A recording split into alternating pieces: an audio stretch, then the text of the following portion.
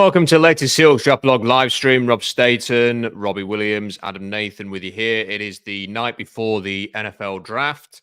There's a lot going on in the NFL world because half the Bengals team have decided they're going to request a trade in the last hour. The Seahawks have got no such concerns as that, but it is a big few days coming up for them. The first draft that John Schneider will have without Pete Carroll in the same room as him. Having an influence on things, and obviously the first draft where Mike McDonald is the new head coach. So we're going to talk about a few things. I don't think it's going to be an especially long stream today, but we're just going to sort of debate a few different topics and what we want the Seahawks to do. So I've written a full mock draft, which is going to go out soon. I was about to publish it 5 minutes ago, and I've decided that I need more time. And given that the deadline is midnight Central Time, that means I still have 6 hours and 25 minutes exactly to make changes to this. And therefore, I need to go away and have a think about it, because it's not just the thing that I'm sort of most torn on is relating to the Seahawks with it. But I'm happy to discuss some of the ideas within that mock and what I think is going to happen. Robbie, we're a day away. We'll start with you. What do you hope the Seahawks will do in the first round of the draft tomorrow? Yeah, man, it feels like Christmas morning. I love the draft. It's the best time, one of the best times of the year. What do I hope they're going to do with the first pick? I am so torn on this. It depends on who's there. I am all in on Chop Robinson. So if he falls, I'm all for them sticking there and taking that. But I could get on board with trading down. With the things coming out about Fatano lately, I'm not sure if he's even. I think he's going to drop a little bit with maybe the concerns on his knees. Depends on what teams are thinking at, but I mean that kind of scares me a little bit as well. But I would have been all in on him as well. I'm just really looking forward to seeing kind of what they do. But yeah, I mean, I'm all in on Chop Robinson. If they're going to stay at 16, what I really hope they do is take a blue chip player, someone that can tilt the field, someone who's going to be a game-changing player. I don't want to just take someone just because. Like, if they have to trade back, I don't mind them doing that either. Yeah, I've got some interesting things to say about Chop Robinson, which we'll come on to in a moment. Jack has sent a super chat in, and he says, "What's up, fellas? Hoping for Penix or Murphy?" So that's what he is hoping for. Michael Penix Jr. or Byron Murphy, the defensive tackle. Get your super chats in if you want to support the channel the day before the draft. And it also guarantees that we'll stick your message on the screen straight away. So if you have any questions, any draft questions, anything that you want us to talk about, anything you want us to address, super chat, we'll get it on the screen, and you can also help support the channel at the same time. So before I start talking about Chop Robinson and some of these other things, Adam, what do you want the Seahawks to do when they're on the clock tomorrow, number 16 pick? We've got various options, including trading down. What do you want to see them do? Firstly, hi guys. I think trading down is seeming like an option, but for me, it's only if the thing that I want to happen is that on Friday, when they do a press conference with a guy sat next to them, hopefully as a player, I want there to be an aura of there being a guy who is clearly a dog, who's been brought in for this team to be a guy who, on the 2nd or 3rd of September, when it's the first game of the season and CBS are showing pictures of Pike Place Market and they show pictures of fans walking to the stadium, that they've got fans with this guy's jersey on. I think now is really time to bring in a proper alpha guy that the whole roster and the franchise can get behind. And it's time to start bringing in some corner pieces. And they did it well last year with Witherspoon and JSN and Charles Cross before that. So they have been doing stuff in this first round where you can get behind it, but I just think they really need to press home that now.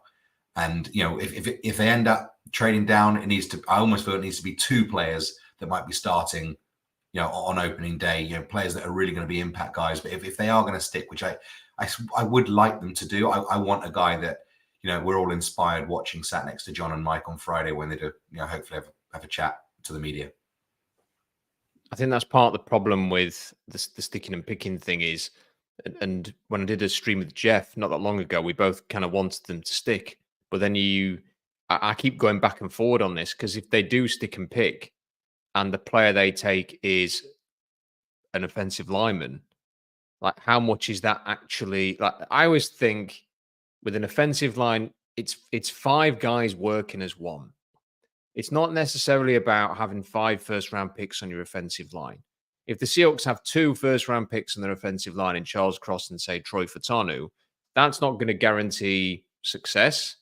It's about creating a line.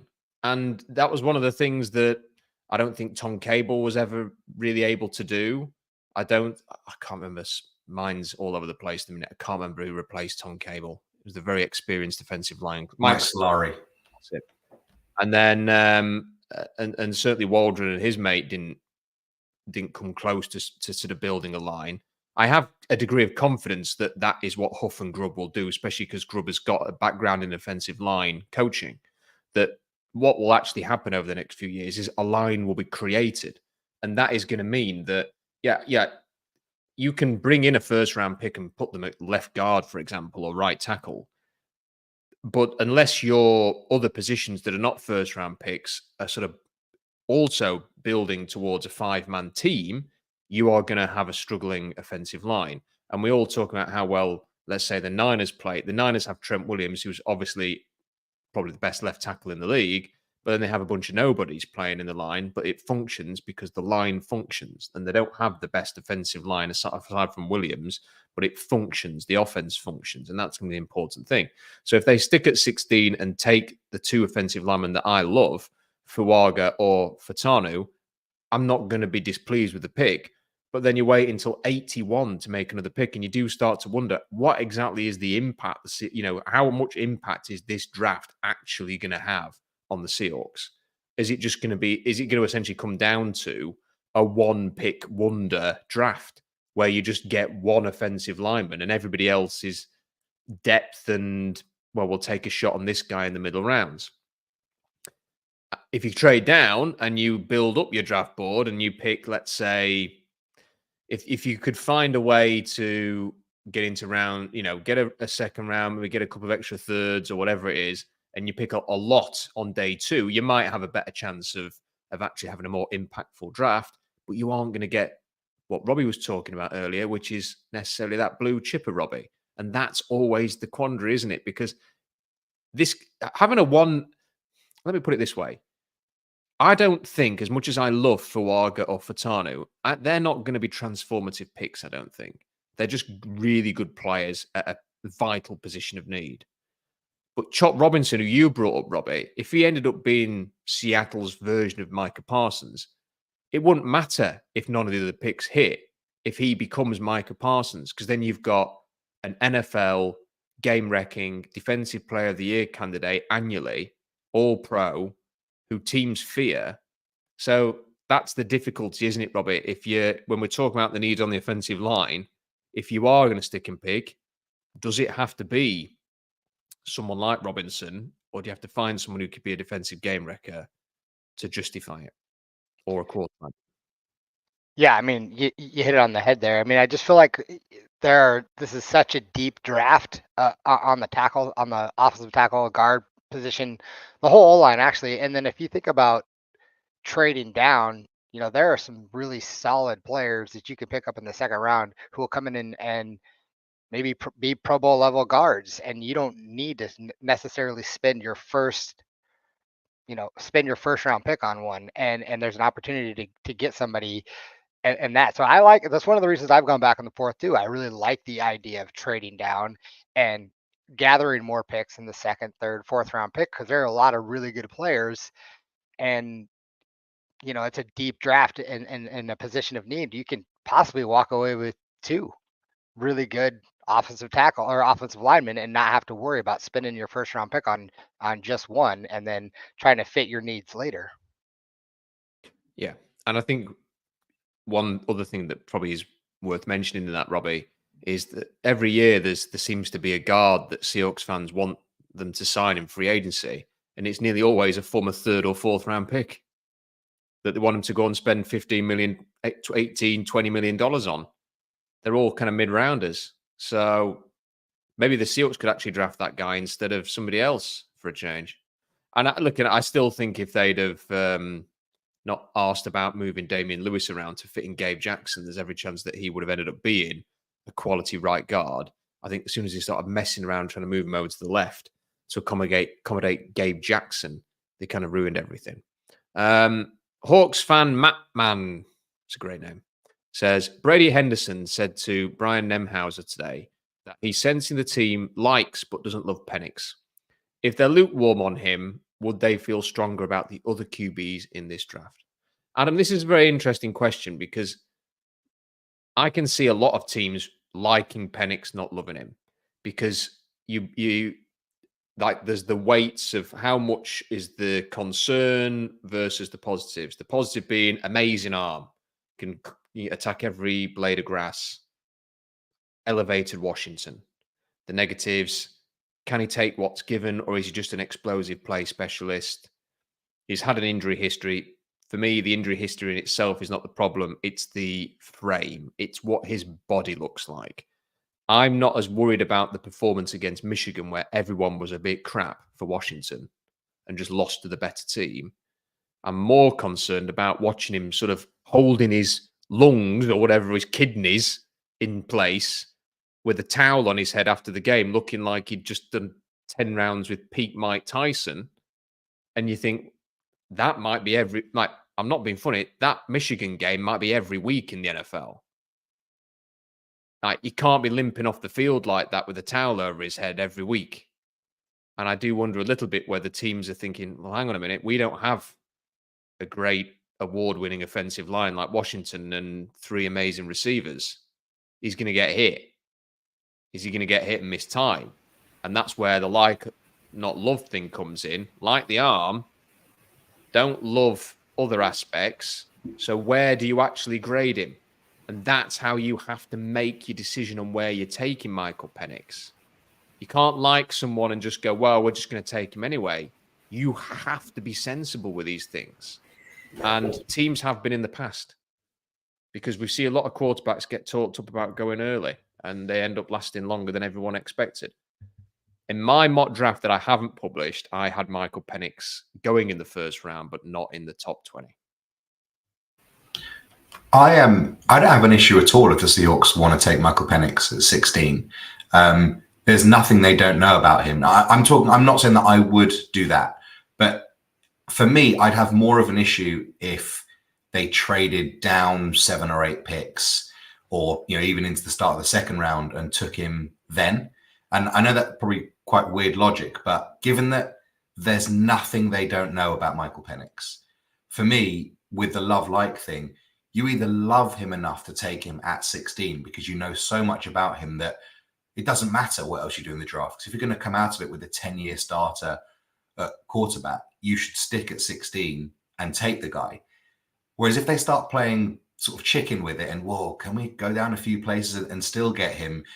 The risk of that and playing a game around him, I don't like that attitude at all. So for me, if they don't want to take him at 16, fine, don't take him at all until maybe he's still there for whatever reason in the third round, and you may as well do it at that point. But if they start playing chicken with that pick and Penix, I'll start having a few doubts about what's the game plan here, because there's nothing they don't know about him on that offensive side, in that meeting room.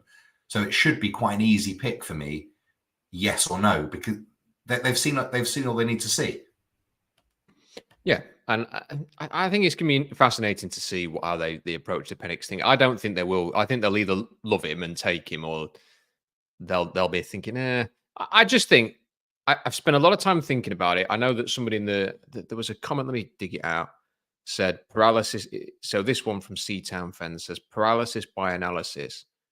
Penix is elite. I mean, it isn't really, because we've been having this conversation for months. Like, I have gone, Michael Penix is probably the one player we've talked about more, not because I am not a Husky fan, but I've watched all of his games, and I watched the Apple Cup live at Husky Stadium, and I've talked about all of there are major pros and there are significant cons. And that's just the fact. It's not a case of you cannot do a proper review of Michael Penix just by saying he's amazing. That's it. Like he is a very complex player. It will not surprise me if in 2 years we're all wondering what the hell were the Seahawks doing not taking that guy at number 16. It equally will not surprise me if in 2 years he's basically out of the league because he's been battered and he just couldn't. The frame just couldn't handle it, or teams just played two safeties deep and said, we are not going to let you beat us over the top. We are going to do what Michigan did. And that's the other thing, isn't it? You better believe that every NFL team is going to watch what Michigan did. And what did Michigan do? They said, we are going to make you play the short game against us. And he couldn't do it. And he was destroyed, or Washington were destroyed. So NFL teams are smart. They will know, they will take that on. Unless he develops his game in that way, it's okay. You can't just go bombs away. Like if everyone floods coverage, you can't go bombs away in the NFL.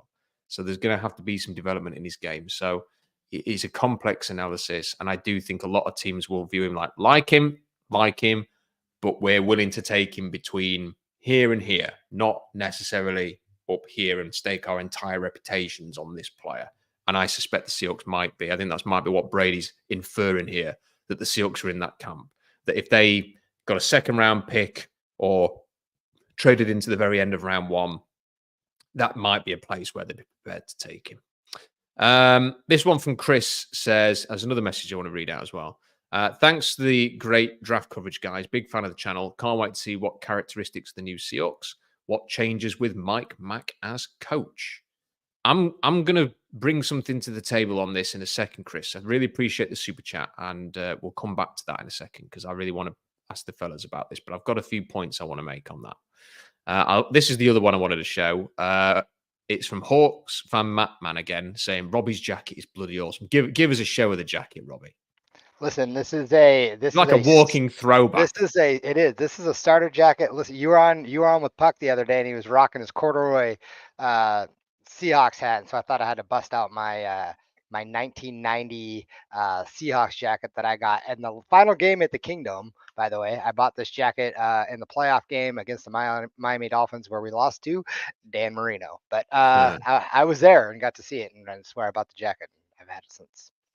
Well, you look fantastic, Robbie. Thank you. Hopefully the powers that be at the Seahawks are watching this and going, we need to make those throwbacks.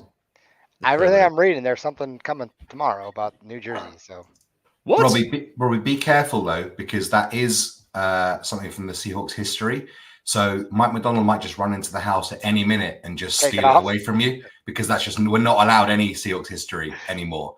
Just be very careful that McDonald doesn't take that down, just like all the photos. Sorry, had to do it. So Adam's bitter about this one. Well, as you may have detected there, dear listener and viewer, Adam is not happy about that, or at least that tone. Robbie suggested he's not happy about that.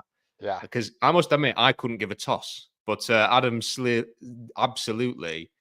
Well, it's Bush League, but okay, it's one of those things that in 3 years' time, when the Athletic article comes out about why McDonald is a great success or a terrible failure, it'll be it all started when they took the photos down in the VMAC, because either way, it'll be confirmation bias one way or the other, I think. But it's a fun story. I like it. I hate it. The fact that this is a thing, Robbie, to me, it speaks to how stupid this coverage of this team can be sometimes. That actually became a thing, honestly. Yeah, I don't really care either way either. One, I think it's cool to have that history and know, like, hey, you have this, like, you know, there's something about when you walk in. I don't know if you've seen like the movie Rudy or whatever, and like on Notre Dame, and like they have that history and they have all that stuff where it's like they always tap that when they go in, and like that's just part of their history. So on one hand, I like having that where like, hey, you're part of something that was amazing and you have that history. But at the same time, like I get it. McDonald's coming in, he wants a new regime, new thing, and from what I've kind of read a little bit on it, it seems like it wasn't as bad as like, it's not like they tore everything down. There's still like the Legion of Boom still up, and then it just was it's a wall. It's a wall. It was the I'm in and let's compete. I mean, there were no pictures of Holmgren on there either. Yeah. Was that disrespectful? I mean, honestly, if they'd have removed any reference to, let's say, Marshawn Lynch and Cam Chancellor and Pete Carroll from the entire stadium / VMAC, I would understand it. But it was one wall near the dressing room and or locker room, as you say over there. And anyway, Adam's brought this in. I had no intention of talking about this today, and he's shoehorned it in. So I hope you please. It's Draftmas Eve, Rob. It's time to get together with the family, have a few pops, and tell a few fun stories. Come on, it's time for mirth. In fairness, this is kind of like Christmas in the UK.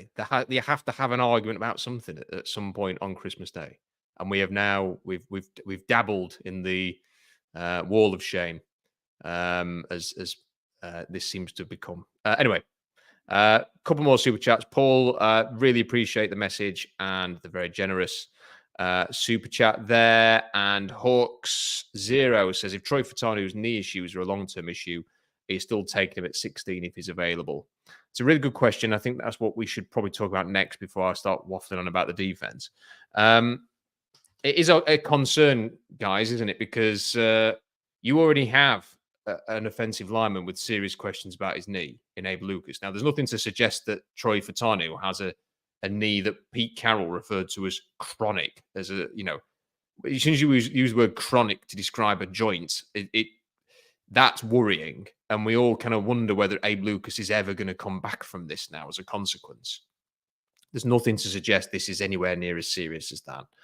But Tony Pauline mentioned it when I spoke to him on Friday. Albert Breer is now sort of the second person to bring this up. And it does make you just wonder a little bit if the doctors have flagged this to the Seahawks top brass, are they going to be wary of adding another player who has at least a question mark about it? So, Adam, how do you feel about this? Firstly, this is like the worst part of draft week for me, when like a guy that's got hopefully the biggest day of his life to look forward to on Thursday gets skewered by these stories that, look, maybe it's true, maybe it's not, but you feel a little bit sick for the kid that, this is what's going to dominate his week now, and it might drop him down spaces. What do I know? I've not seen any of I've not been in the room with the medics or whatever, so who's to say? But it would be a brave person to, stick and pick at 16 and take him if they have got confirmation that is the case. Because, as you say, to go out the frying pan and into the fire with that would seem like a strange strategy. Hopefully, it's not the kind of thing that's going to be a big issue for him, and he is there, or he gets taken 9th, 10th overall, which would be great for him. But it's just a pretty rough thing for him to have to go through first and foremost, I think. Yeah, Robbie, how do you feel about this? Because he's undoubtedly a fantastic player and a great bloke, and it was a real pleasure to spend about half an hour interviewing him the other day. And I'm convinced that without this, he would not have made it to Seattle's pick at 16. Now I don't know. And if he is there at 16, I don't know if they would run to the podium like I probably would have thought 7 days ago, Robbie. So how do you feel about, because we don't know the extent of this, we don't know what Seattle's doctors think, but how do you think this, if we're just going to take this on what we know, which is two insiders have reported there is a knee has been flagged, how do you think the Seahawks will approach this? I honestly think they'll approach it fairly carefully with the Abe Lucas situation going on. I think they're going to look at it seriously. But with that being said, we don't really know to the extent of how bad the knee is. It could have been one team that was like, I'm not really sure. And he checked out by all other medical doctors. We're not really sure. But I don't think there'd be any reason why they wouldn't have deep dived into this and make sure that it's something they're comfortable with. And, with Abe Lucas having the same kind of knee problems, I don't think they're going to take that risk until maybe later on, but I don't think they're going to spend the 16th pick on him at this point, unless they're absolutely confident that it was just bogus. Yeah. The problem with it is, so everybody's been saying, haven't they, throughout this thing, Fatanu's a guard, he could play guard, whatever. I actually don't think if the Seahawks took Fatanu, they'd play him at guard. I think they'd play him at tackle. He is a tackle. There is no reason for him to be used at guard. And if they took him as a tackle because they're not sure that Abe Lucas is going to be able to come back, then how bad would it reflect on the Seahawks if the player they took to replace Lucas because of a bad knee then had his career cut short because of a bad knee? So it's sufficiently troublesome in that regard. I kind of just, if they had the stock they had a year ago, which was 2 firsts, 2 seconds, I don't think it'd matter. I think you'd just say, oh, what the hell? Take a chance. You've got 3 other high picks. He's perfect for the team, and him with the others. I mean, they rolled the dice on Jackson Smith in G, but he didn't play. He played like half a game last year for Ohio State. So I think you could justify doing it. But if we're talking about you have to take him at 16 and not trade down, and he's your only pick until 8, and then you're waiting 65 picks to pick again, that's a long time to wait and to bank, to put all your chips onto the table for Troy Fatanu. So it's really sad that this is a thing. And I do think it's a thing. It's just to the extent that, we've not had anybody say some teams have took him off the board, which is the serious thing. It's not gone to the levels of Braden Fisk and Peyton Wilson concern in terms of, wow, what an injury history. They may sink like a stone because teams are just terrified by the medicals. But it does make you wonder just where is he going to go? Does it mean he goes 21 instead of 14? Does it mean he goes late for, my God, imagine if he ended up with the Niners because of this? There's a terrifying thought. And I mean, that's the worst thought. Don't say stuff like that. Don't put that in the universe. Yeah. Well, we'll see. I know there's a few teams who are very interested in him, and I suspect they must have had the knee news by then. Like the 2 teams that were kind of mentioned to me that are very interested in him, Baltimore and Cincinnati. So they must have had the news by then. So I do think he's going to have a floor, which is probably, it may even be 18. And if he goes a little further, maybe the Ravens would move up and would have the chance to go up and get him. So we'll see. So that's Troy Fatanu. This one from Taker610. Considering the trade for Howe, would it make sense to take a QB on day 1 or day 2? Seems counterintuitive to me. Day 3 is when they take one. Well, listen, you cannot force yourself not to take a quarterback that you like because of Sam freaking Howell. Like, they swapped a pick in round 3 for a 4th round pick for Sam Howell. They did that for the most part, in my opinion. 1 as a draft hedge in case they miss out on getting a young quarterback. They've got one. 2, his salary, his cap hit's like $950,000 this year. Do you know that Joe Flacco's cap hit is $5 million and Carson Wentz's is $2.75 million? So to basically get someone you hope never sees the field next season, you are having to spend millions. But for Sam Howell, you are paying less than $1 million in his. That is why they initiated that trade. It will never, ever be counterintuitive to draft a quarterback when you do not have the long-term answer. Let's remember, John Schneider was director of football operations in Green Bay in 2008 when they spent a 2nd-round pick on Brian Brom, and their QB depth chart after that pick was Brett Favre, Aaron Rodgers, recent 1st-round pick, and Brian Brom, 2nd-round pick that year. They are not going to shy away from taking a quarterback. If they want Penix, Howell will not prevent them taking Penix in round 1. If they want Spencer Rattler, then Howell is not going to stop them taking Spencer Rattler in round 2 if they get a pick there. He is not going to stop them taking Michael Pratt in round 3. He just isn't. Howell is an irrelevance as far as I'm concerned to what they would do at quarterback. He's no different than signing 2 linebackers, 2 safeties, Lake and Tomlinson. They've set the board up to do best player available across the board, and they will do that. Guard says, Robbie, that jacket you're sporting is sick. Robbie's jacket getting a lot of love on the stream. Happy Draftmas Eve. By the way, hating the wall of shame coverage as well. Agreed. I mean, everybody is. There's basically Adam. Who else? Puck's on your side, Adam. Is Softy on your side as well?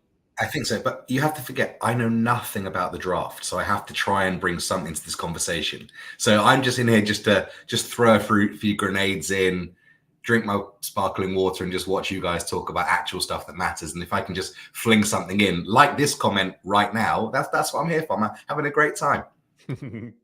And one more super chat for now from Cisco. Really appreciate that, Cisco. Appreciate all the super chats so far. Keep them coming. Thanks for the amazing coverage, Rob. I think you guys nailed it at the start. I just can't imagine Seattle sticking at 16 and waiting all the way to 81. A trade down, maybe multiple, seems inevitable. Okay, fellas, can I pitch something to you? Because actually, having this conversation... Can I pitch something to you first, Rob? Sorry, on that. Go for it. So I said I might have a couple of questions for you guys. And one of them was, let's take the top 3 quarterbacks off the board. So whoever you may think they are, and the 3 wide receivers. They're gone. But I'll leave everyone else on the board for you. And the Seahawks are picking at 16. Who are you running to hand your pick in for of the players that are there? Robert, do you want to answer that question first? Sure. I think I've already said it. Chop Robinson would be the guy that I'm running to the podium for. But as in, you could say, give me 4 names if you want. Like I've taken the 3 wide receivers out and 3 quarterbacks. So Brock Bowers is still there. All the offensive guards and tackles are there. Like who would you say, look, this is non-negotiable. They're there. Thank you very much. See you in Seattle. Yeah, I think Fuaga is another one. You run to the podium for that guy. I would be shocked if he was still there. And I really like Brock Bowers. I think that's a really good name that you just brought up. That's someone that I know that there's some. I don't know. I'm going to take that back. I don't think I would run to the podium for him. Those are the 2 people I'm going to go with. I would. I mean, look, I'd just say any of the players that I've put in sort of the first tier for me. So that would be Brock Bowers, Furtado, although he's now got the red mark next to his name. So obviously I'd need the medical information on that. Fuaga, Chop Robinson versus, I think they're the ones. Verse is a good one. I forgot about Jared Verse. Yeah, I'd throw him in there as well. But the thing about Verse though is I mean, this is sort of to come back to the point that I'm going to get onto in a sec, because he is what he is essentially. The more that I sort of read about McDonald, I don't think that sort of just somebody who can only rush the edge and is more of a speed to power demon is kind of what they're going to go for. So I'm not sure I would run for this scheme. I'm not sure I would run for Jared Verse. And look, I think you can make, look, I could easily imagine a scenario where in 2 years, Byron Murphy's a lot better pass rusher than he ever showed at Texas. And then you can maybe throw him into the mix. But yeah, I think the other thing I'd say to your question, Adam, is I find it really hard to get that excited about running to the podium for anybody at 16 who isn't.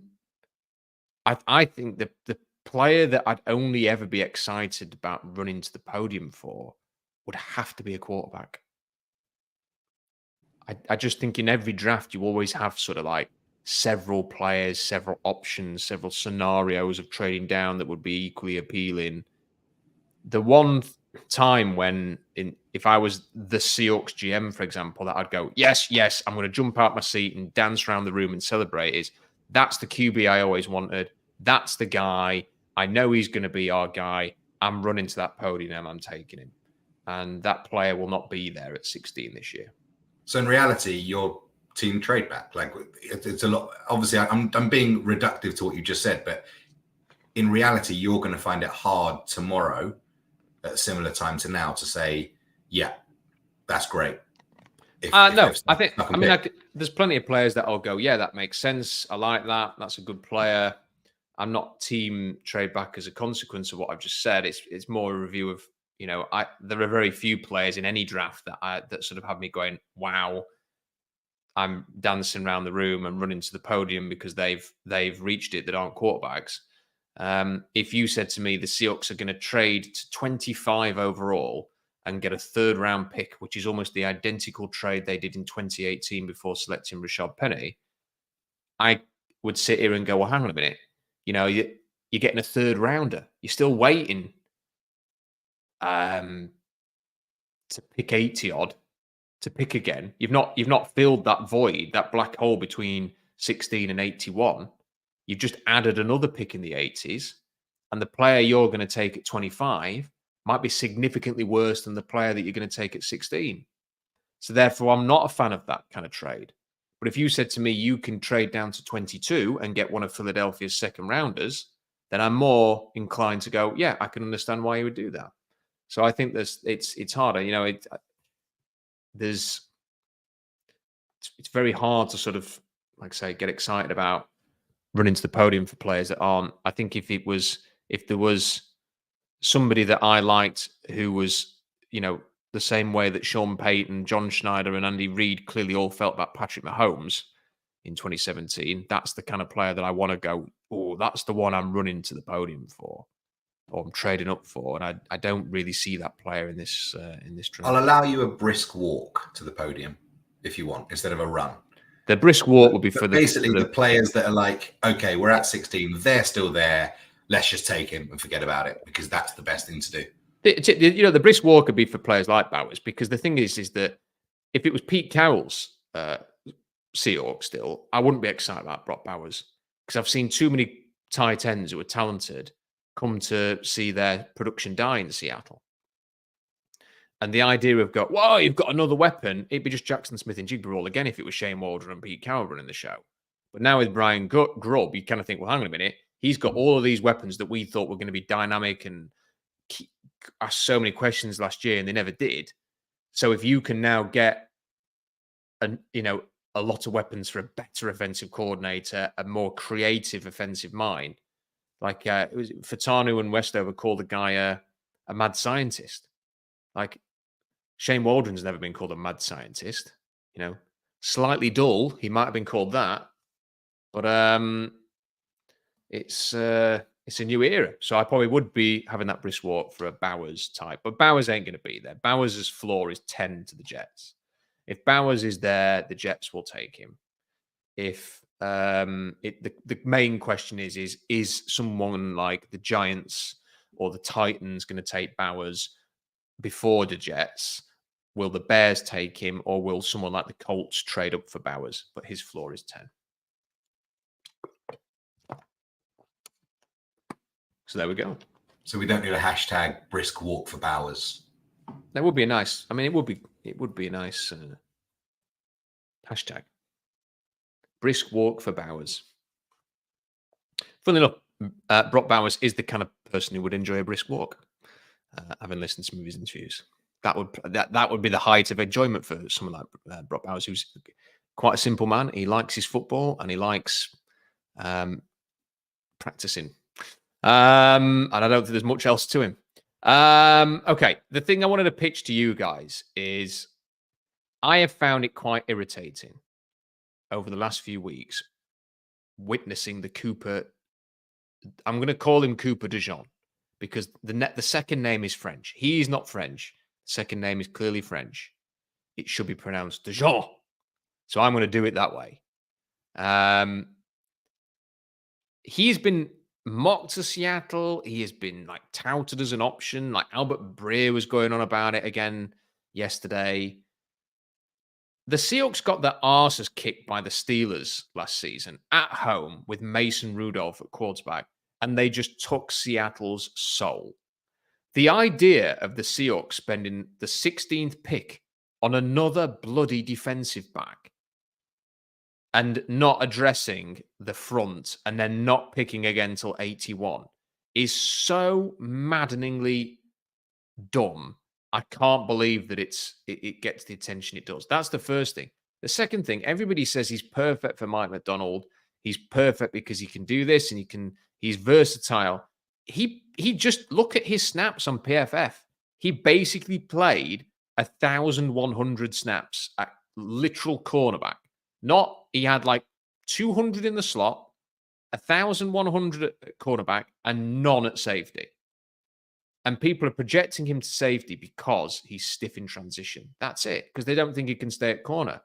But somehow that's been muddled up with, actually, he's incredibly versatile and can be the next Kyle Hamilton. It's so frustrating. And I don't understand why there's been so much focus on Cooper DeJean.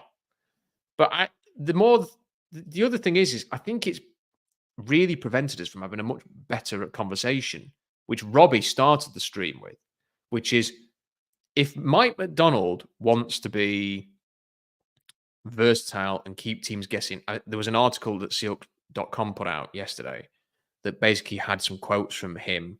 I've got them here, actually. I'll read them. I'll read them to you. So he said, we're going to change the looks, move guys around, and attack offenses differently. And then he also added, we believe in knocking the crap out of the guy in front of you and then some. That second quote does not suggest to me we are taking a 200-pound defensive back in the first round.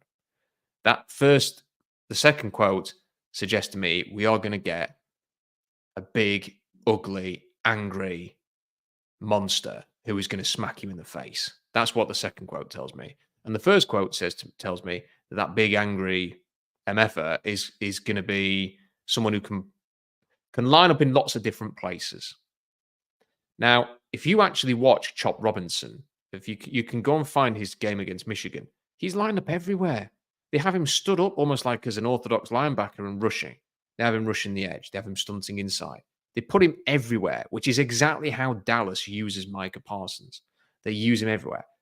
Who have the Seahawks just appointed as their defensive coordinator? Ann Dirty from Dallas, who has seen firsthand how they use Micah Parsons and the benefit of having a player like that on your defense. He's now the defensive coordinator in Seattle. And Mike McDonald, he can't put Boye Mafe anywhere. Boye Mafe is an edge rusher. He can't put Derek Hall anywhere. He's an edge rusher. So is Uchenna Nwosu. So is Darrell Taylor.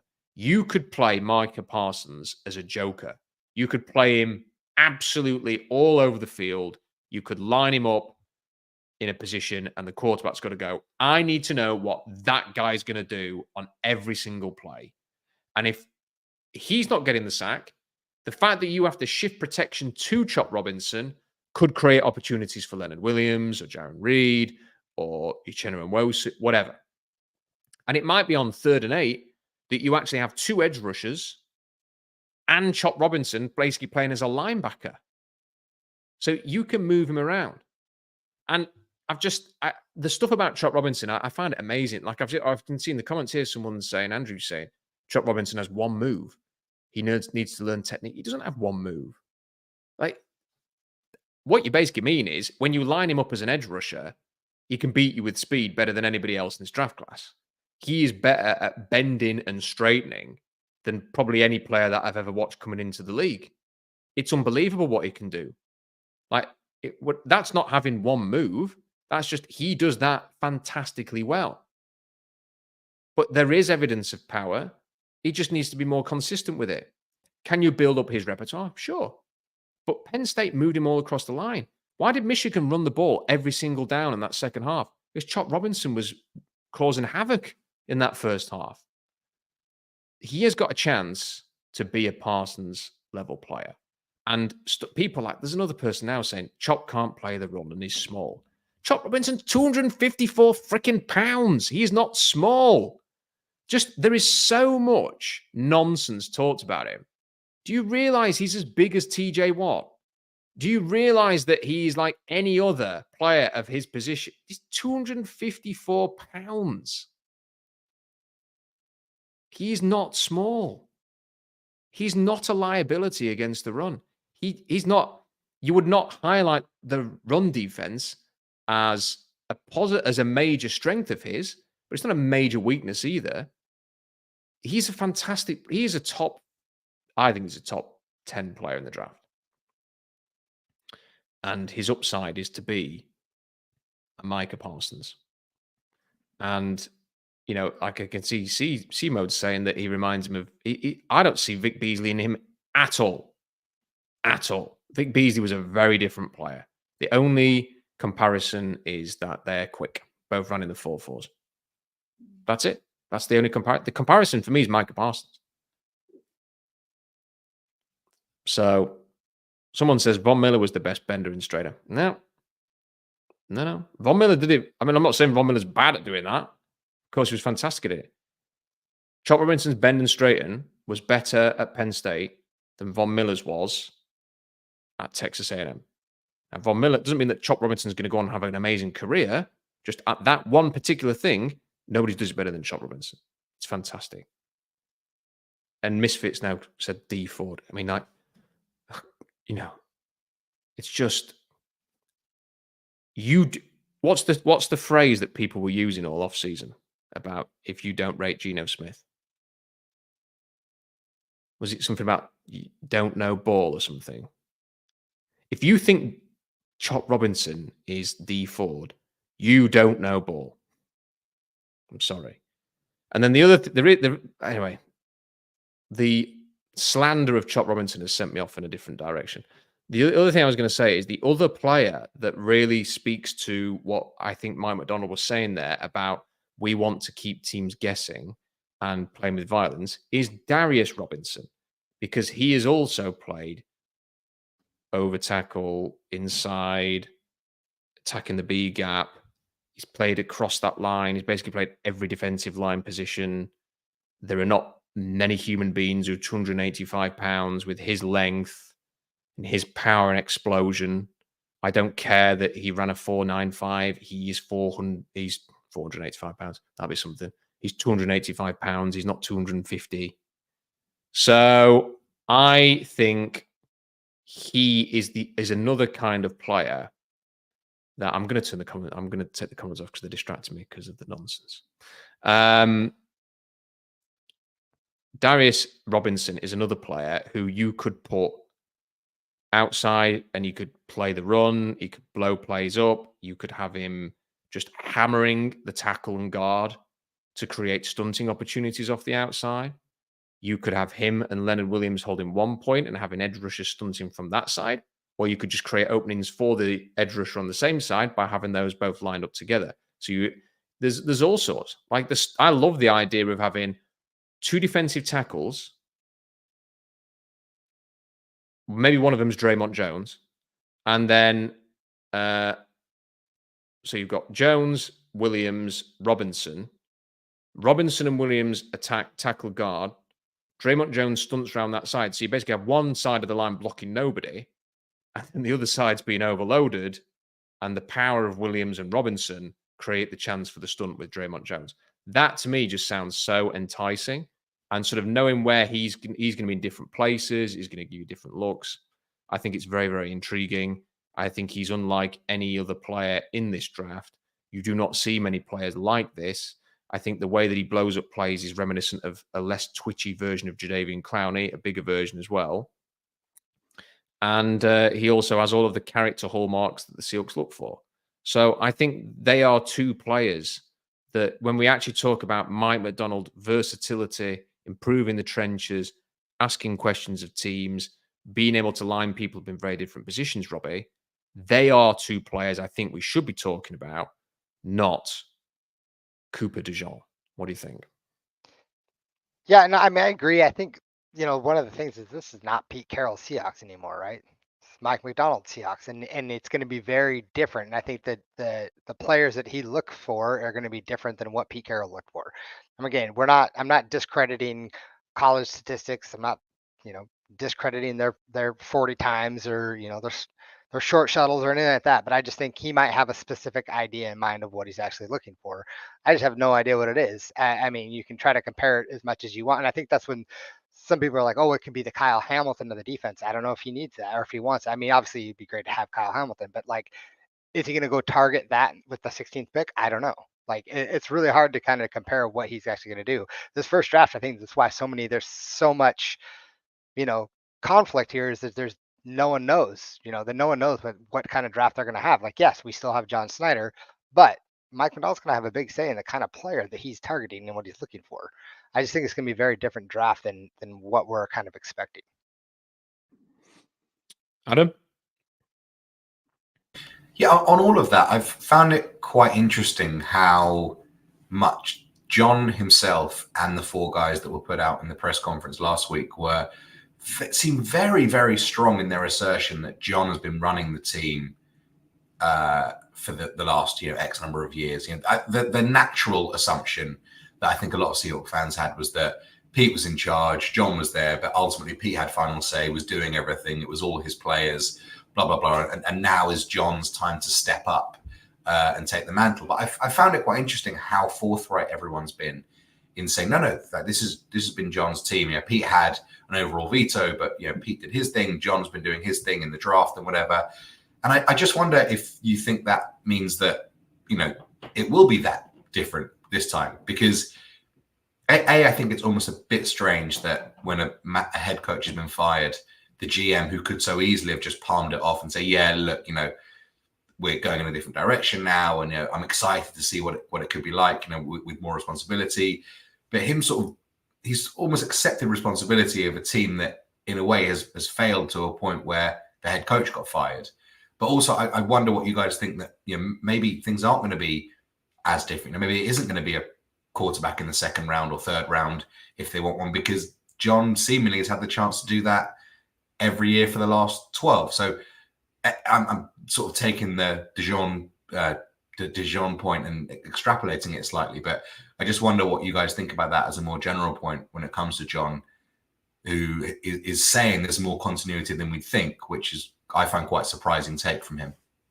I think John saying that is exactly what I would say if I was John, because you want everybody, if you were ever going to do anything different in this draft, you want everybody to think that it's going to be the same, that actually for the last however many years, it's all been you. There's been no influence from Pete Carroll, and you want people to assume that they do not have to adjust their expectations for the Seahawks. I think, because when I said they're not going to take Dijon, I replied to Albert Breer saying they might take him, and somebody's immediately responded saying, well, what about Eskridge?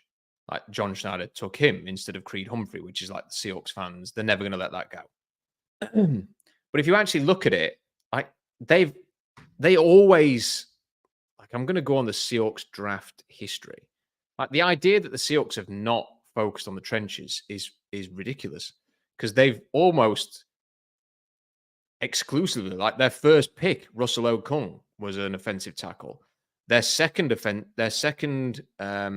draft, James Carpenter was their first pick, who was drafted as a tackle. And then they took John Moffitt with their second pick in 2011. Their first pick in 2012 was a pass rusher in Bruce Irvin. Their second pick in the following draft was Jordan Hill, a defensive tackle. Their second pick in 2014 was Justin Britt, who was drafted as a tackle and played across the offensive line. 2015, first pick was Frank Clark, pass rusher. 2016, first pick, Jermaine Ifedi. Second pick, Jaron Reed. First pick in 2017, Malik McDowell. Second pick, Ethan Posick. Yes, they took Rashad Penny in 2018 with their first pick, but then a year later, back to the trenches. LJ Collier was their first pick. Then a linebacker, Eskridge. 2022, their first two picks, an offensive tackle in Charles Cross and Boya Mafe. And then last year, another second-round pick on Derek Hall, a defensive lineman. So they've, like, consistently pumped resources into the trenches. And I think they'll just I think that is a John thing that will probably continue, because that's a Ron Wolf thing. But I think the one thing that Schneider has said that's resonated more than anything with me is that he said when he sensed Pete Carroll would not be down with something, or that would be, like, quite actively opposed to it, he wouldn't push it, because he didn't want to have a massive blazing row or anything with Pete Carroll. He just knew that Pete wasn't going to go with it. So they would try and find common ground. And I think that's probably what's happened a lot over the years, that he knew that there were certain quarterbacks that Pete went, not for me. And what's John going to do? If he didn't feel that strongly about them, he wasn't going to go, no, we must do it. We must do it. So he was like, okay. And I think the difference is now is there isn't that person who John's going to have to consider. What's his reaction going to be? John's just going to do it. And I think John, I may ask you two. I think that the Seahawks will draft a quarterback, and it's not even going to be a question mark for me. I think they will draft a quarterback in this draft. I think it will either be Michael Penix with the first pick. It will either be that or Spencer Rattler in round 2 or Michael Pratt in round 3. I think they will, short of just upsets galore happening and all of those players, maybe not Penix, maybe they'll pass on Penix because they just don't want to take him at 16. But let's say Rattler goes top 40 and that's too soon for them. Or they can't get in round 2 and Rattler goes in round 2. Or Michael Pratt also goes in round 2 and there's nothing you can do about it. I think if those players are available to them, I think they will take a quarterback at some point and will just keep taking shots until they found a long-term answer. Do you agree with that, Robbie, or do you have a different take? I'm not 100% sold on it. I think the possibility is there. I think there's only two certainties that I think will possibly for sure happen. One, they're going to draft somebody from the University of Washington, and two, they're going to draft a Michigan Wolverine. That's the only two things I think absolutely for sure will happen. Those two things. But as far as the players, who is going to get drafted, as far as quarterback, I'm not 100% sold on any of it. I'm not sure. I like the idea. I think that's something that we've been talking about for a long time. I'm not convinced that this year they're going to do it. Adam? Yeah, I think they will take one at some point. I guess the discussion is, do they take one as sort of like a ceremonial, 6th round guy to say the new era is in and we now take quarterbacks with our 6th round pick instead of an additional running back because that's the way we are now? Or are they going to sort of take a real quarterback that can actually, push Sam Howell to be the backup or something like that, or, push Geno Smith to be the starter? So I think they'll take one at some point because it would just be ridiculous if they didn't, given all the chatter, like you say, about John Schneider's history and, it's a new era. It's quite an easy way to stamp your authority on it being a new era by doing that. But, I mean, look, if you stick at 16 and take a guard, let's say, and you've got 1 3rd-round pick left, are you going to take a quarterback at the 3rd-round pick and then that's basically you done for the money picks in the draft? I think they would, yeah. I think they would because if they like the quarterback, then yeah. If you like that quarterback and you think this player has the potential to be the guy, let's put it this way. Russell Wilson was a 3rd-round pick. Thank goodness they took him after signing Matt Flynn. Like that was they had a 1st and a 2nd that year. They don't have the 2nd this year, but imagine if they'd not taken Russell Wilson that year because they thought, can we really justify this after Matt Flynn? And that's the other thing we have to remember, that regime,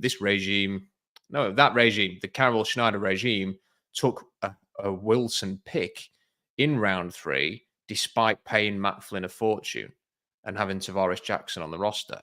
And I think the 3 quarterbacks that I mentioned, they will take. And I don't think, because we had that in the super chat earlier, and I think a few people have said they may just take a ceremonial late round flyer on a quarterback. I don't think there are any. I think the quarterbacks. I think you basically have, as soon as Rattler and Pratt have come off the board, I think that's it. I wouldn't draft anybody else after that.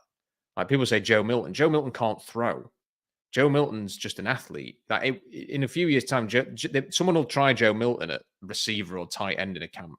He's going to be the old Virginia Logan Thomas, who was a quarterback at Virginia Tech and ended up playing tight end. They will try him somewhere else because he cannot throw. He can throw it deep, but he can't pass. I should say that he can't pass. He can throw, but he can't pass. He'd be a wasted pick. So no, I don't see them. He's awful as a quarterback. I don't see them doing a throw. I legitimately think that they will take a quarterback, and it's whether if they don't take one and Pratt's there in round 3, do they take him, or could they get him at the early round 4? That's kind of how I would view that one. A couple of super chats. Oh, go. Sorry, but Robbie, go ahead. I was going to throw in. I don't know if that's necessarily true. I think there's some players that think they brought in John Rouse Plumlee or whatever, the Florida Central guy, and I think undrafted guy. But I could see them throwing a 7th-round pick at him. I could see that being a scenario. He's a heck of an athlete. And I think they could be like, we don't want to take the chance. I'm just saying there are other I players I out there just at quarterback that I think they may want when to I take a chance, but I don't know if that they will. I'm just saying I could see them. when I watched him, I just thought he's somebody that you bring in for a camp. Right. And that a I- seventh rounder, I think you will have so many other players who have got a better, like for example, the running back at Boise State who they've had him for a visit. Like he could quite easily be there in round 7. That's somebody who could beat out Kenny McIntosh or they could keep 4 running backs because I think they've done that in the past. I think they did that last year. Mhm. So that's somebody who could be on the roster. Plumlee won't make the roster.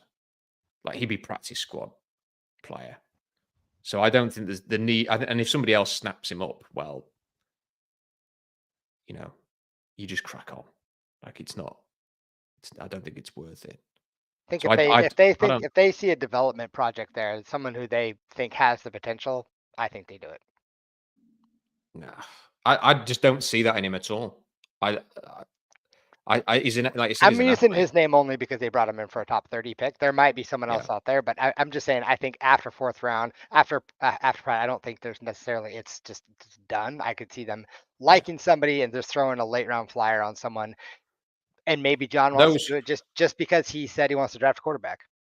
those official 30 visits, a decent chunk of them are often saved for recruiting undrafted free agents every year. And I think that's Again, what I was that just was. using him as an example, though. I'm not saying that it's him, but there are other players they could have their eye on. I honestly don't. I don't think there is. Like when I've studied them all. I'm just going to bring up the names now. Like I don't see them drafting Sam Hartman. He's just not a John type with the arm. Joe Milton, I think someone will take him round 6 or round 7. Like I say, he'll be Logan Thomas. He'll never amount to anything. Someone will take Jordan Travis, but he's just so small and injured. I just don't see the Seahawks being that team. And then I've just got a big bunch of undrafted guys, the Caden Slovis and Devin Leary, Plumlee, Plummer, Tungavailoa's brother, Austin Reed. They're all just kind of camp bodies. So we'll see. We only have a few days to wait. This one from Nano Taggart. Thanks, gents. If Verse is there and they don't take him, he looks every bit the player Will Anderson is, says Nano. Problem with Verse, though, Nano, is we're just talking about versatility there. You can't play Verse anywhere other than power end. He has no versatility in that regard. Now, if Mike McDonald likes to stunt, and he can do that very well, he can run into people, and you could see Braden Fisk stunting off him all the time, and that really worked for them. So there's got that string to his bow, and he is a good pass rusher, and I really like him. I'm just not sure whether he's got that versatility that they're looking for. We'll see. Hawks fan Matt Mann's got back in touch again. Can you see us trading out the first? Maybe try and get 36 and 40 from Washington and trade down from one of those to stockpile picks. What do you think, Adam? Could they do something as dramatic as that, do you think? And how do you feel if they did? Because Washington coming up to 16 for an offensive tackle is not out of the question. Based on the reading I've done of your boards and the number of players that you really see as top players, for me, 36 and 40 sounds more appealing than 25 and 78. Would that be a fair assertion? Say that again. Getting picks 36 and 40 would seem more appealing to me than getting picks. I don't know who has these picks exactly, but would be more appealing than getting picks 25 and 73 or something. Yeah. It would, because you'd be getting a third rounder to trade down 9 spots if you get a 25. Having, by trading from 16 to 36 for going down 20 spots, you're getting a pick in the exact same range. So the value would be better. But the problem would be obviously that whenever I've done the issue that I have with that proposal is whenever I've done the mock draft simulators, I've always hated the options at 36.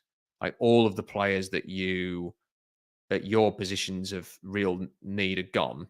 And like the best player available is often like Edgerrin Cooper or somebody like that. And you're thinking, that's not the place where I want to be. like where I'm just looking, like I almost always want to trade out with 36 and 40.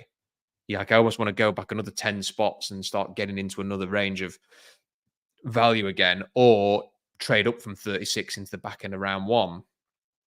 So I like the idea of sort of having 36 and 40. I think probably more than the reality of when you're on the clock, the options might be a bit crap. But how would you feel about it, Robbie? I actually quite like it. I like it. I think it's Adam's point. I would rather have a 36 and 40 than to drop down to 25 and 78. The idea there, again, you take somebody at 36 or even trade down again, as you were stating, Rob, trade down again and then take somebody at 40, kind of stockpile some picks, because there are the players as sexy at that range than they are at 16? No, but if we're not going to take someone in that range anyways, you can get some. I saw someone say Zinter there. I mean, you can get somebody like him, a couple of guards. There are plenty of players that you can get in this. Are we gonna do this right now? We're going through this.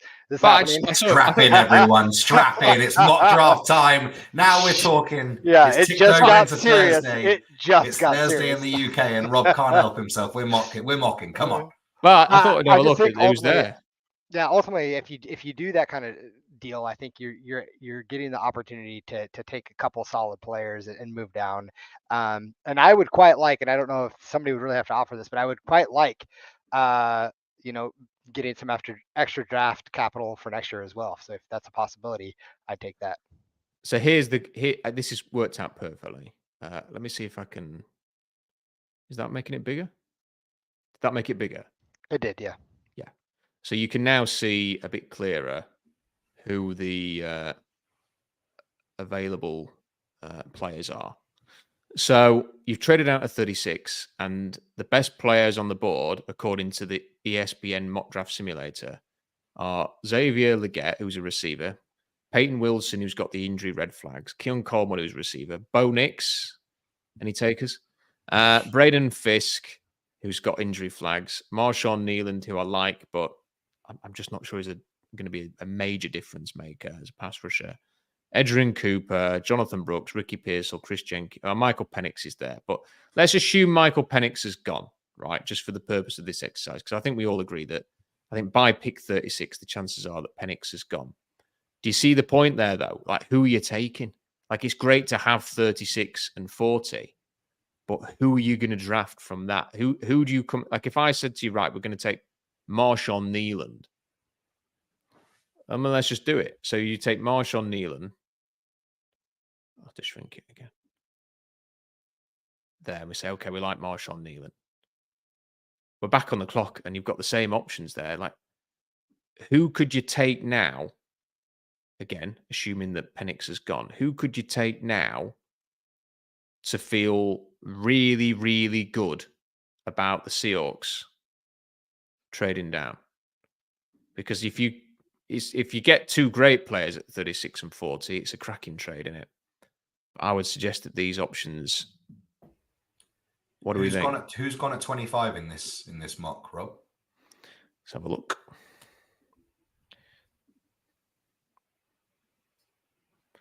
So 25 is Nate Wiggins. So well, like if you'd have traded out to 25 instead, you could have had Amarius Mims, Chop Robinson,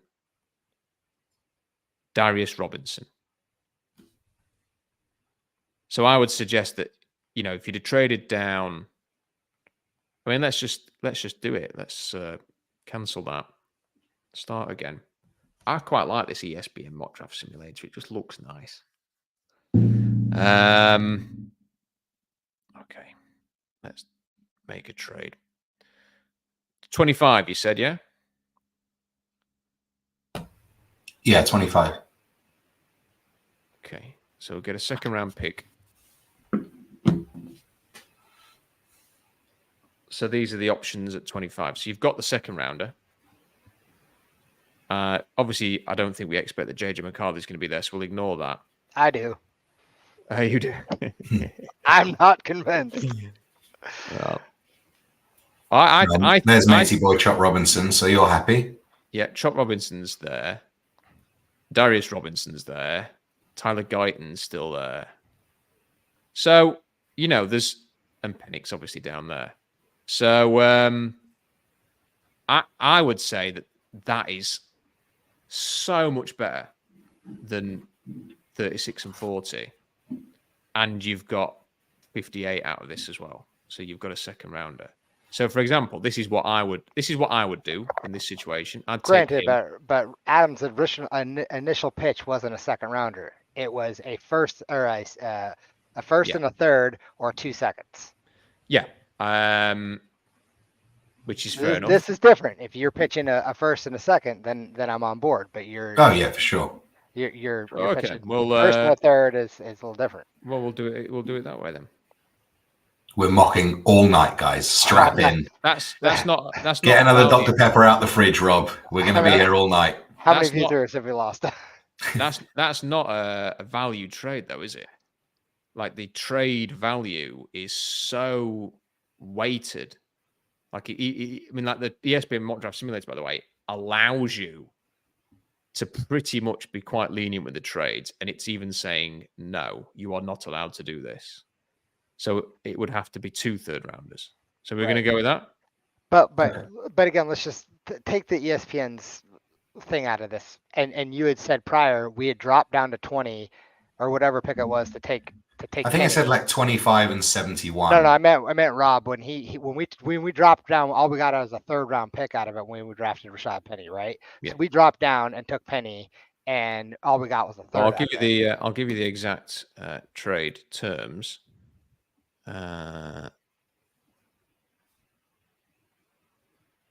It was. Oh, why is he doing that? The exact terms of the trade.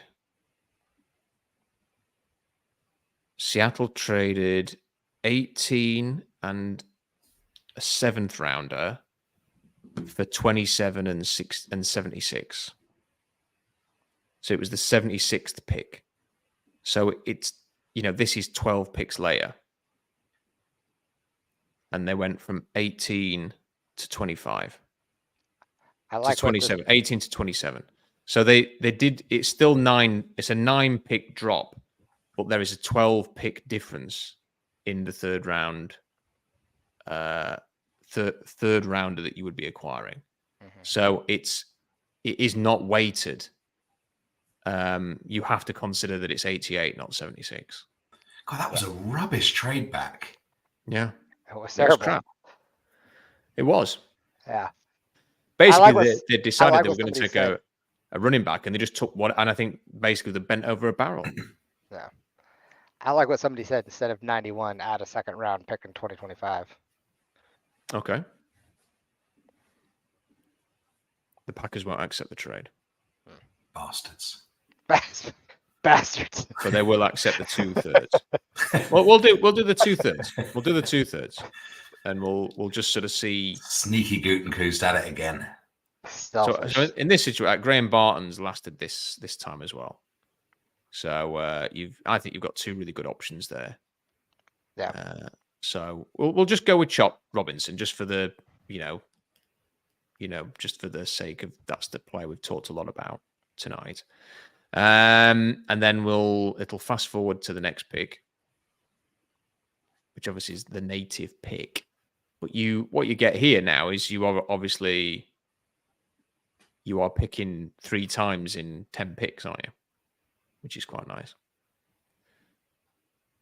How many are still watching, Rob? Because they're the real sickos, the ones that are still watching the stream. There's several hundred watching. So you're all sick in the head, but we love you all. Thought for sure we must have dropped a couple hundred. I thought we'd be in negative numbers at this stage. Yeah. Well, look, if it's not that interesting, we'll move on. But I love it. Yeah. Go to guard though. Let's see what's can you go by position? Yeah. What do you got available at guard? What do you got at tackle? Look, is Enter still there in the third? Yeah. I know that. I know the broken leg, but I mean that's a guy that there's a bit of chat that he could last the 4th because he's not recovered, and there is talk that he could last to the 4th round. I spoke to somebody about Zach Zinter who was very, very, very good at evaluating. It was a few weeks ago, granted, and he liked Zinter, but he just described him as solid. Like, Is that what you want out of a guard? You Yeah. just want him to be solid? He's just a solid, no frills, not a great athlete. Just, he's just a solid player. So with the injury, he might have been a third rounder all along who drops to fourth just because of the injury. Check But like D tackle, safety. I mean, I don't know what it. Yeah, I mean, like Tavondre Sweat's still there, so as long as you don't fear for anybody who happens to be on the road after one of his benders, then you could, I guess you could take Tavondre Sweat there, couldn't you? Or maybe that's the kind of range where you consider Peyton Wilson.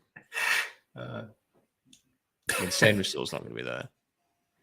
And look, there's the quarterbacks are still there. Like, what if Spencer Rattler didn't go in the second? You could take Spencer Rattler there. So there's plenty of options, aren't there? And there's always guys that drop in the draft that you just don't expect. Who would you take, Robbie? Last year, well, you know who I would take. Come on. Do you actually have to take think about Rattler? I would take Rattler, yes. Okay, well, you took Rattler. This is like my draft. We've taken Chop Robinson. We've taken Rattler. Who are you taking next? Zinter? I would take Zinter, yeah. Right.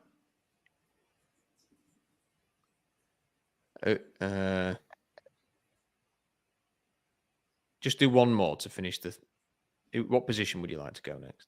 Well, Sweat's still there. I think it's worth the gamble at this point. Might as well. Right. So Robbie has produced this haul from this trade. And I have to say, Robbie, I think that's a reasonable haul. I win the draft. Give me an A+. So I that's why I kind of think that kind of trade is decent. Is decent. Yeah. Because you've got some impact players there. So I like that. 35 minutes later, Rob's made his point. There we go. That's quick. Usually it takes a lot longer. Right. Ty says Hawks trade back with the Bills and draft Roger Rosen. It's too early for Roger Rosen. I like him. He's got talent, and they like him. But Grubb and Huff like him a lot. But they're not going to take him round one. They had more stock, and Huff loves this kid. This is my sneaky call. Yep, I said they do love him. I think if they didn't go right tackle like Fatanu in round one, and if they did end up in round two and they didn't want to go quarterback, I think Roger Rosengarten could be an option for them. I do believe that. That could be somebody they snag at 36. Potentially, I still think that's a smidgen too early. But 40. They do.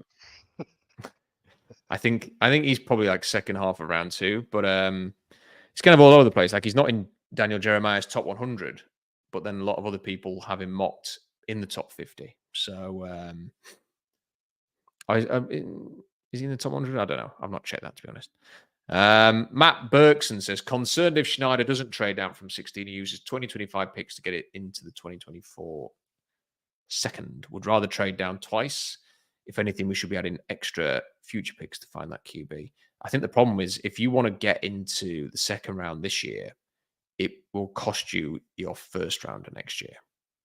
Because the value of picks you use in the future is always a round lower in advance. So if you want to get back into the second this year, you will have to give up your first rounder next year, which is exactly what Denver did when they gave us the pick that ended up being Earl Thomas, which was nice. So are you guys worried about that, Adam? Are you worried about Schneider being that aggressive? I mean, this is a good draft, so I don't think there's any, the problem is, though, is I think you need, if you're not going to find the definite answer at quarterback this year, you don't want to use, because there are some decent quarterbacks next year, contrary to what a lot of people are saying. Yeah, I don't think there's any need to be dipping too much into next year. What I would like to do is maybe talk about last year. So our buddy Curtis Allen, I think he said, is in Hawaii, and we were briefly tweeting today about last year's draft haul. And I just wonder if you were, maybe sat on the opposite bench to Curtis's with a pina colada in a pineapple or something.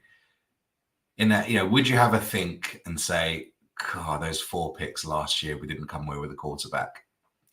Yeah, is there too much hindsight involved in that, or really, it was that a once in a generation haul that they didn't use to kind of address the most important position?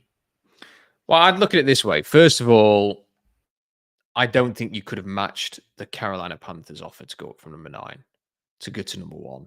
And if they did, who's to say that the Seahawks wouldn't have took Bryce Young, and that would not have ended well? Because this was not like the Carolina Panthers were not on an island in terms of Bryce Young. Like most teams had Bryce Young as QB1. And I had Stroud as 1. That's not hindsight. You can go back and look at the board. But my best source for info on this kind of thing had Young 1. So this was kind of I'd say probably the consensus was that Bryce Young was the top quarterback last year.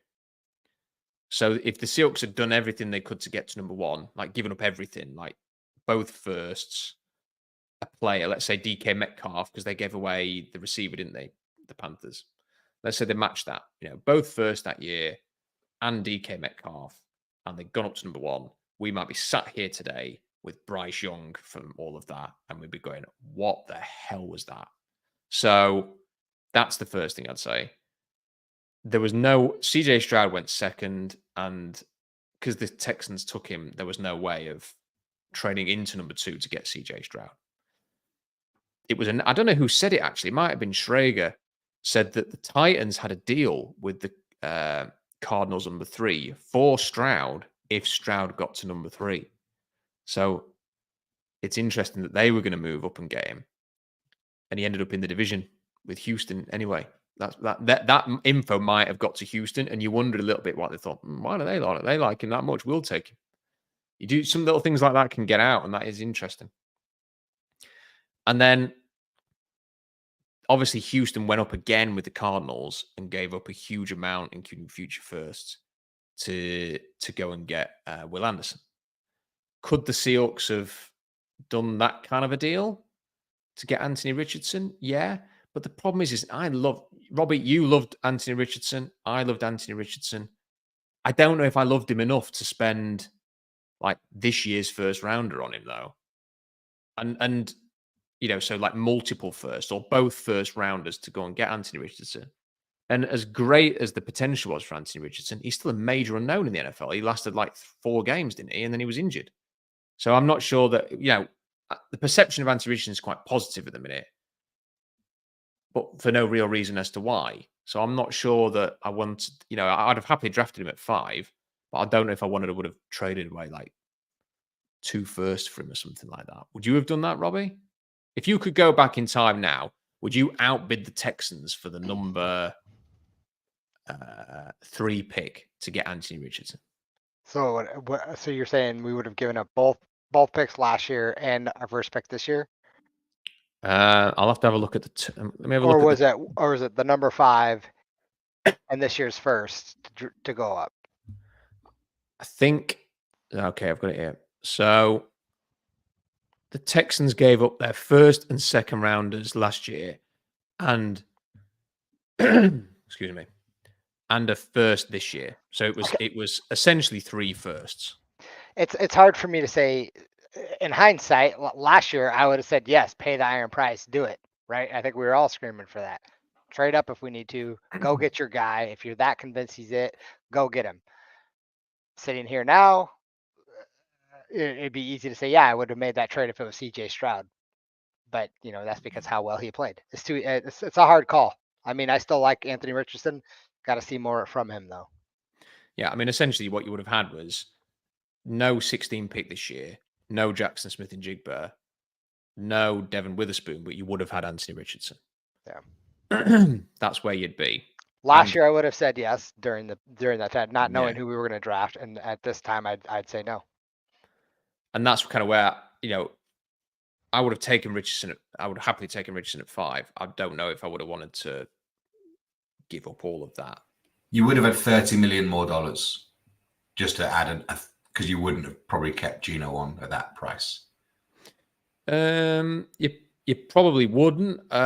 Although if you had kept Gino last year, because he would have been on the roster last year. Yeah, but for this year, you would assume they wouldn't have paid that much money for supposed backup. Yeah, you're probably right. I'm just throwing that in there. They would have had the dead cap hit there, wouldn't it? So it wouldn't have been 30 million. Was it not quite cheap to get out of him this year? I think it was about 17. I think it was about 17. I think he had like a dead cap hit of about 13 or so. If Curtis is listening, he'll clear it up. I think because he'll remember it.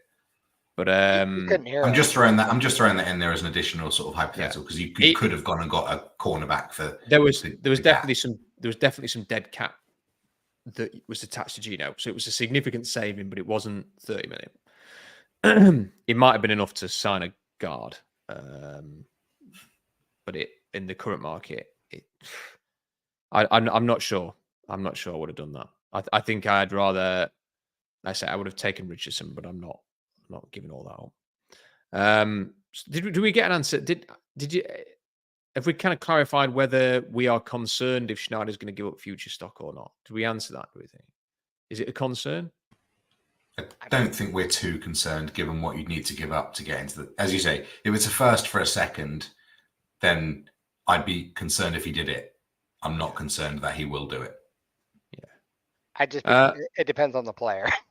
Yeah. If I like the what if player, it was Spencer Rattler? What if he gave a first round next year for Spencer? What it would tell me is that John had a conviction about the guy and wanted the quarterback that he wanted, and he went and got him. Then I would be okay with it.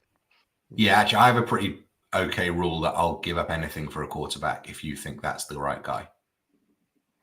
Well, I can tell you now, if they did that for Spencer Rattler, the internet would explode. Seahawks Twitter would not be a fun place. But I agree with Robbie on that.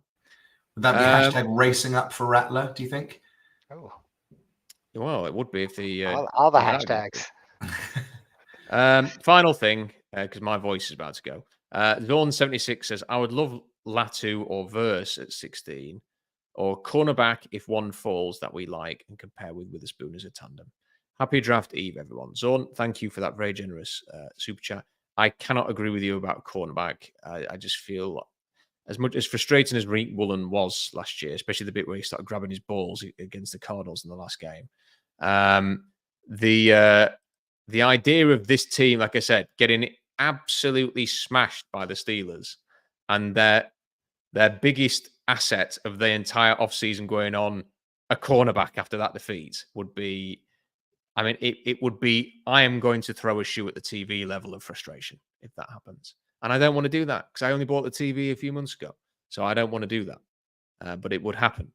The shoe would be hitting the TV if they draft a cornerback at 16. And, I look, Latu and Verse have got real qualities. But have they got the versatility that Mike McDonald says he wants? Or are they just pure edge rushers? Latu moved inside in college, but I don't know if he's going to be doing that much of that with his neck in the NFL, putting his hat in there. And I know certainly there is a little bit of concern about how he's going to handle the hip drop tackle being banned because he did a lot of that in college to get his head out of it. He's kind of a rugby tackler because he's coached himself to tackle that way to avoid getting his neck involved. And he may have some issues with tackling at the next level as a consequence, but he's very technically gifted. Anyway, has anybody got any final thoughts? This has probably been about 45 minutes more than I expected us to do. But here we are. It's the day before the draft. It's 1 o'clock in the morning, and I've got to be up in 6 hours, and it's all fun. But it comes and goes like Christmas very quickly. So, Robbie, have you got any final thoughts before the draft? I don't think I have any really final thoughts. I am excited to see what happens. I know there's a lot of speculation around this time, and I know there's a lot of fans. I mean, I'm the same way. I get honed in on a certain guy, and that's the guy I want. And if he goes to the Niners, I get pissed, and if we pass on him, I get pissed. But I think it's just a fun time of year, and I'm looking forward to actually seeing who the next players are. That's it. Oh, I will say, if you have season tickets, the gift option just came out today, so make sure you go. Ooh, what is it? You get to pick. There's like 4 different options. I got the flag, Seahawks flag. Cool. Season ticket holder flag. Did you say there was something about a new jersey? Yeah, I've been seeing it all over Twitter. There's something they're going to announce the new jersey at Thursday on the draft. I don't know if anybody's seen that, but it's all over my Twitter. Yeah. A new jersey. Yeah. Have you fallen for a add-on Schefter? Yeah. I'm really not good at Twitter, so probably. I think it's just a cesspool of crap, but I'm on there to try to follow the sports the best I can. But yeah, that's I have not seen anything about. Oh, are you? Did I fall for something? I don't know. I'm on something. Like it's one of these accounts that's a bit. I don't know if they've nicked this off someone else.